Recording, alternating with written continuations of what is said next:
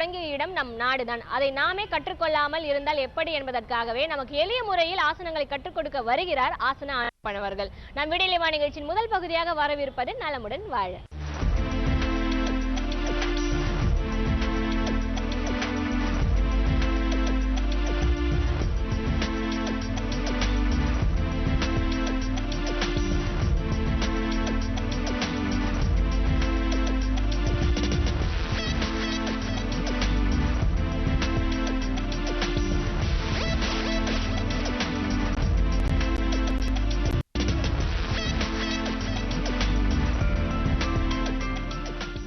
என் இனிய உலகத்தமிழ் மக்களே, தாய்மார்களே, பெரியோர்களே, சிறார்களே, என் அருமைச் சீடர்களே, உங்கள் அனைவருக்கும் என் இனிய காலை வணக்கம்.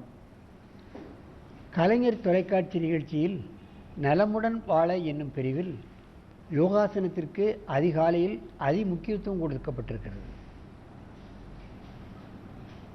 காலையிலே இந்த ஆசனங்களை செய்ய வேண்டும், மக்கள் அனைவரும் செய்ய வேண்டும், ஜாதி மத பேதமில்லாமல் செய்ய வேண்டும், வயது வித்தியாசம் இல்லாமல் செய்ய வேண்டும், அவர்கள் ஆரோக்கியமாக வாழ வேண்டும் என்ற ஒரே காரணத்தினால்தான் அதிகாலையிலேயே இந்த நிகழ்ச்சி நமக்கு தரப்படுகிறது என்பதை நீங்கள் கவனத்தில் கொள்ள வேண்டும். இந்த நிகழ்ச்சியை பார்த்து லட்சோப மக்கள் ஆரோக்கிய வாழ்வு பெற்றிருக்கிறார்கள். ஏன் யோகாசன ஆசிரியர்களாக மாறி பல பேர்களுக்கு கற்றுத்தந்து அவர்களுக்கு ஏற்பட்டிருக்கின்ற பல்வேறு சிரமங்களை நீக்கியிருக்கிறார்கள். கடிதங்களை எழுதுகிறார்கள், ஃபோன் பேசுகிறார்கள், மகிழ்ச்சியாக இருக்கின்றது.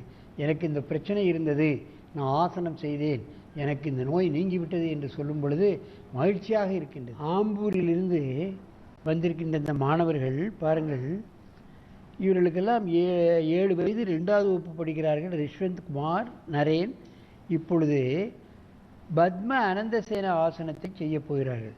என் அருமை மாணவர்களே, நீங்கள் இப்பொழுது வலதுகை பக்கமாக சாய்ந்து இந்த ஆசனத்தை செய்ய வேண்டும். அப்படி சாய். குழந்தைகளுக்கு சின்ன சின்ன ஆசனங்களைத்தான் முதல்ல சொல்லிக் கொடுக்கணும். அதில் வலி எதுவும் வரக்கூடாது. பிறகு கொஞ்ச நாள் ஆனதுக்கப்புறம் அடுத்த ஸ்டேஜில் சின்ன கடினமான ஆசனங்களை செய்து சொல்ல வேண்டும். ஆசிரியர் இந்த சின்ன குழந்தைகளுக்கு மிக எளிமையான ஆசனங்கள், அதிலும் பத்மாசனம் போடுறது கஷ்டம்தான், சின்ன குழந்தைகள் போடாது. மெதுவாக இந்த ஆசனத்தை கலையுங்கள். எழுந்து உட்காருங்கள், நேரே உட்காரு, மூச்சு வாங்கு, நல்ல மூச்சு இழுத்துக்கோ. இப்பொழுது இடது பக்கமாக சாய்ந்து இந்த ஆசனத்தை செய்ய வேண்டும். அப்படியே இடது பக்கம் சாய்.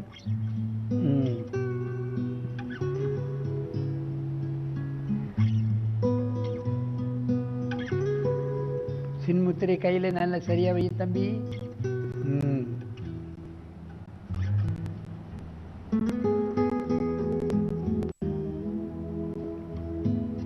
சிறுவர்கள் அராசாயமாக இந்த ஆசனத்தை செய்கிறார்கள், கவனிக்க வேண்டும்.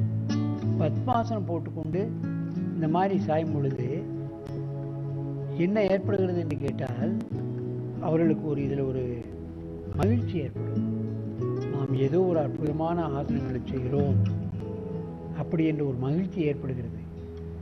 பத்மாசனம் போட்டுக்கொண்டு சாயும் பொழுதுதான் அந்த நிலை ஏற்படும். நீங்கள் பார்க்க வேண்டும்.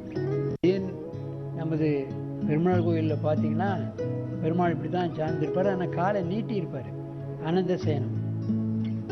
ஆனால் பத்மாசனம் போட்டுக்கொண்டு சாய்வது என்பது கொஞ்சம் கடினம்.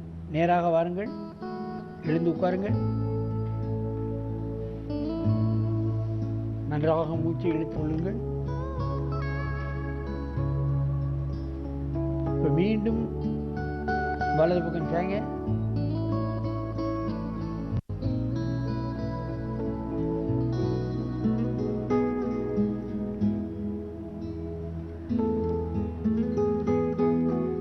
பத்ம அனந்த சயன ஆசனம். அவர்களுடைய முகத்திலே எந்த விதமான கடினமும் தெரியவில்லை என்பதைத்தான் நம் கவனத்தில் கொள்ள வேண்டும். மெதுவாக நேராக எழுந்து உட்காருங்கள்.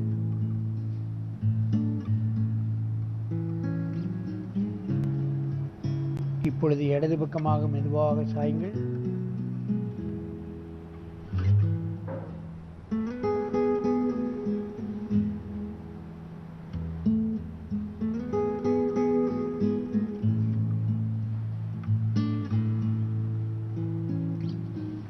பத்ம அனந்த சயன ஆசனம். மெதுவாக எழுந்திருங்கள். என் அருமை பெரியோர்களே, சிறு குழந்தைகளை ஆசன வழிக்கு கொண்டு வருவது என்பது அந்த ஆசிரியருடைய திறமையை பொறுத்தது. இந்த வயசுலலாம் இந்த ஆசனம் போடுவது என்பது அவங்களுக்கு கஷ்டம். பத்மாசனம் போடுவது கஷ்டம், குனிந்து நெளிவது கடினம். இந்த மாதிரியான சின்ன ஆசனங்களை பழகிவிட்டால் அடுத்த ஸ்டேஜில் பண்ணி பெரிய பெரிய ஆசனங்களெல்லாம் மிக லகுவாக பண்ணி விடுவார்கள். ஏனென்றால் அவங்களுக்கு சின்ன குழந்தைகளிலே வளையின் தன்மை அதிகமாக இருக்கின்ற காரணத்தினால் சின்ன வயசிலேயே பழக்கிவிட வேண்டும். ஆகவே இது போன்ற சின்ன சின்ன ஆசனங்களை மாணவர்களுக்கு கற்றுக் கொடுத்து அவர்கள் ஆரோக்கியமாக வாழவும் அவர்களுக்கு ஏற்படுகின்ற சிரமங்களை நீக்கவுமான ஆசனங்களை கற்றுக் கொடுத்து அவர்களை ஒரு வல்லவர்களாகவும் நல்லவர்களாகவும் மாற்ற வேண்டும் என்று கேட்டு உங்களிடமிருந்து விடுவது ஆசனம் ஆண்டியப்பன். வணக்கம். நமது கலைஞர் தொலைக்காட்சியில் சின்ன